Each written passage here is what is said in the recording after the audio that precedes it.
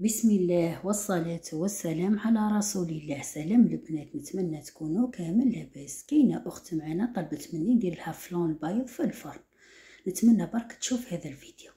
رايحه ندير لكم اليوم مقادير مضبوطه ورايح يجي فلون يترعد وحده.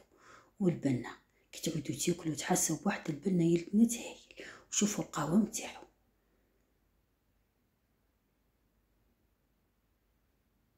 انا الصوره راهي تعبر وحدها. نروحوا الآن طريقة تحضير. عندي هنا كيس غير ربع سكر،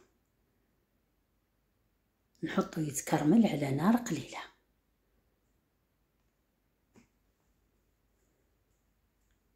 هنا كي يوصل لهذه المرحلة ابداو تحركوا فيه حتى يذوب السكر كامل، وردوا بالكم تخليوه يتحرق لكم، راح يمد لكم مرورية في الماكلة كي تعودوا تاكلوا فيه.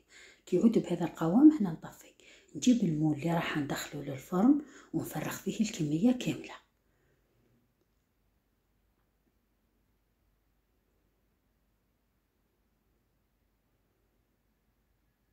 ومن بعد نبدا نوزعوه على الاطراف. هنا باه يجيكم سهل حاولوا تسخنوا هذا المول شويه برك على النار باه ليه يمشي لكم الكراميل. نخليه هنا يبرد ويجمد ونجيو للمرحله الثانيه. هنا روحوا شعلوا الفرن يسخن على درجه 160 من فوق ومن تحت.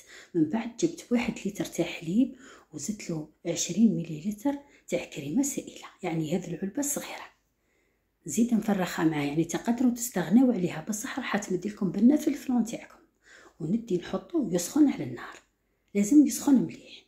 من جهه اخرى جبت بول فرغت فيه مبشور ليمون ومبشور برتقال، وزدت له هنا 6 بيضات. البيضات نتاوعي البنات راهم كبار، اذا كانوا البيضات تاعكم صغار ديروا 8.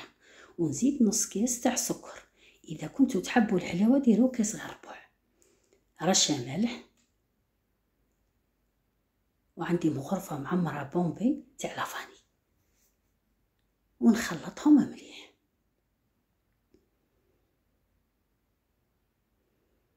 انا البنات الحليب تاعي راهو سخون يعني قريب يغلي، نجي نفرغوه بالتدريج. ردوا بالكم تفرغوه دفعه واحده راح يطيب لكم البيض نتاعكم. كيما راكم تشوفوا راني نفرغ غير بشويه وراني نخلط.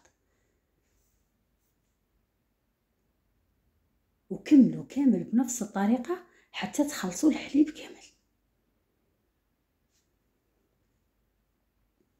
كيما راكم تشوفوا.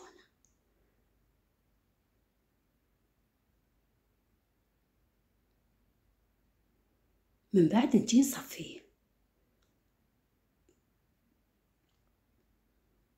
وحاولوا تعصروا مليح هذاك مبشور الليمون والبرتقال باه يطلب لكم النكهه تاعها. من بعد نفرغوه في المول. انا هنا راني درت في المول هذا الحجم العائلي، تقدروا ديروه في صحون فرديه وديروا نصف الكميه.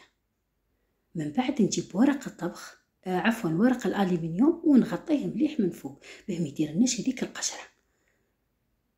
نجيب بلاطو واحد اخر نحط فيه هنا طرشونه كنت شمختها، ونحط المول فوقها. علاه درت الطرشونه باه المول ما يتحركليش يبقى ثابت في بلاصتو. ونغلي الماء مليح، يعني لازم يعود غالي. ونجي نفرغوه في البلاطو الكبير، لازم يتناصف بالماء. وندي ندخلو في الفرن يطيب كما قلت لكم على درجه 160 من فوق ومن تحت مده 45 دقيقه. ونخرجو حتى يبرد مليح وندخلو للثلاجه مده 12 ساعه. من بعد نخرجو نجي نلقى هذا الشوي تاع الماء اللي دار لي من فوق، نجيب ورقه الماس للزيت ونحاول نتخلص منه.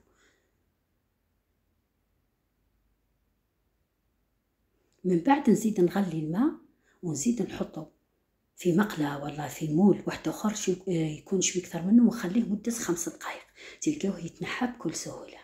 نجيكم للمرحله هذه كي جيت نقلبوا البنات زلق لي المول، نص طاح لي في صحن التقديم ونص طاح لي على الرخامه. المهم منعت بهذو 3 اطراف ولا 4 باش نتم لكم التصوير.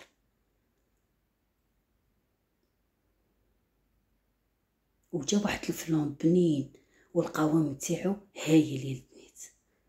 سلام.